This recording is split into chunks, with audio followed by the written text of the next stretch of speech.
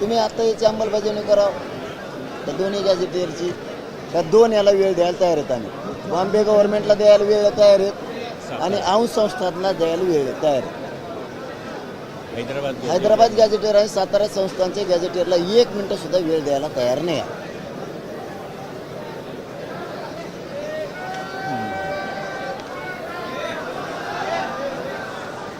कारण हे वाचून झालंय, सगळी प्रक्रिया झाली, पुरावे बरं एवढंच नाही घन हे उडत नसतं. दुसरं तरी एखादं उडण टाप एवढंच नसतं.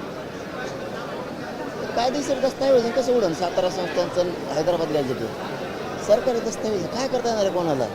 खोटं असतं तर उडालं असतं. बरोबर आहे तुमचं म्हणणं, पण प्रक्रियेसाठी जी काय वेळ लागणार आहे तेवढा तरी वेळ प्रक्रियासाठी 13 महिने झाला ना अभ्यास चालू आहे. शिंदे समितीपेक्षा हुशार आहे का हेच आबरे. नाही. बरोबर आहे, ती प्रक्रिया त्यांनी अजून राबवली पाहिजे ना. मग त्यांना राबवा म्हणा. त्यांनी सांगितलं नाही, या दोनला नाही ऐकत मी. सातारा संस्थान आणि हैदराबाद गॅजेट याला नाही ऐकत. मला गोळ्या घाला तुम्ही आडमुठे समजा काही समजा, मी हलत नाही.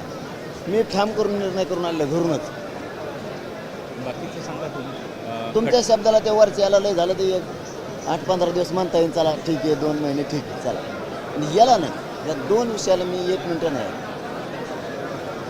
सातारा संस्थान हैदराबाद गॅजेटियरला 1 मिनिटं ऐकू शकत नाही.